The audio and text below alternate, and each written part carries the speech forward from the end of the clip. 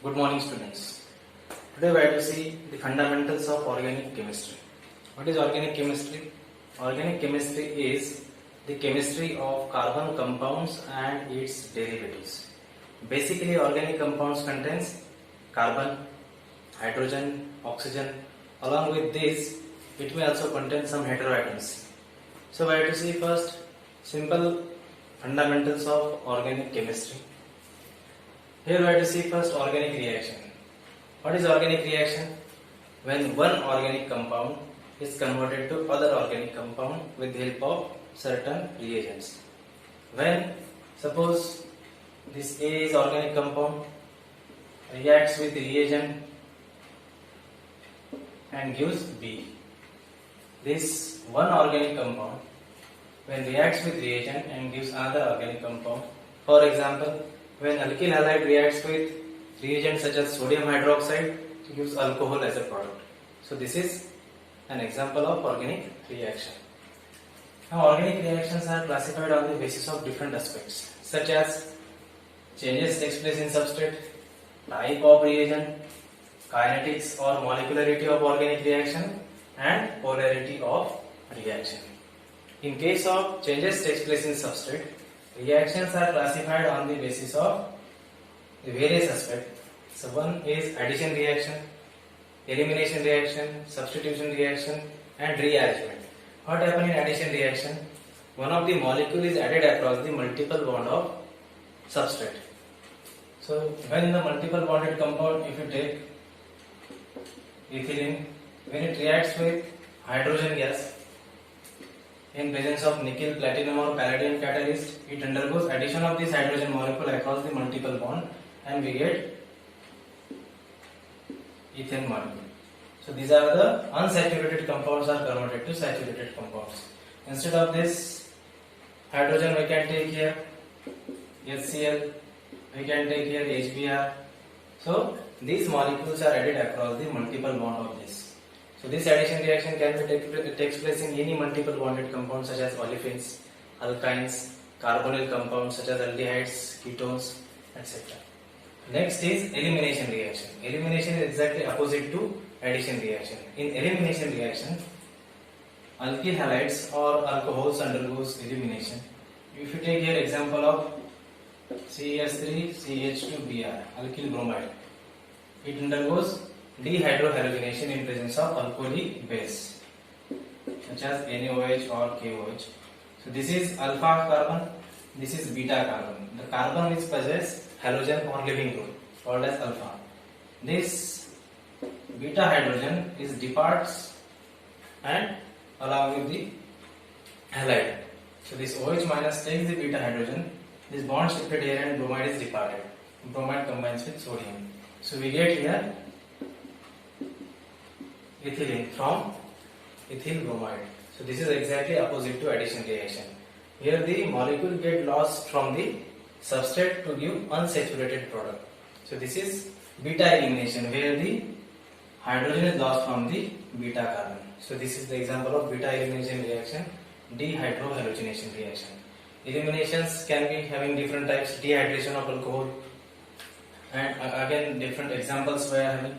Next is substitution reaction. In the substitution reaction, if you take here example of alkyl halide, when it reacts with base such as NaOH, KOH, so this X is replaced by OH and we get here ROH as a product. So this one group is replaced by other group. So this is called as substitution reaction or replacement reaction. Next is rearrangement. In the rearrangement, we may get unexpected product. For example, when we take example of such as isobutyl alcohol, when it reacts with HCl, so this undergoes chlorination, but this chlorination is not taking place here, but instead of that we may get here chlorination here. Instead of getting isobutyl chloride, we get here tertiary butyl chloride. Why?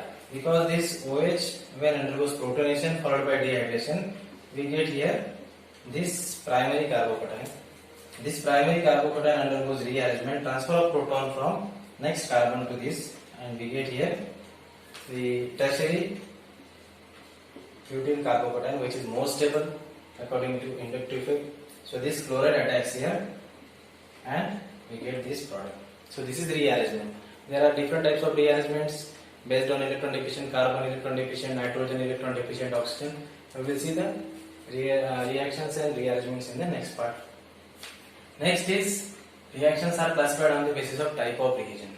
So reagents are of two types: nucleophilic reagents and electrophilic reagents. The examples of nucleophilic reagents such as NaOH, these are giving nucleophiles, negatively charged species. KOH, NaCN, KCN. So these are the different HCN.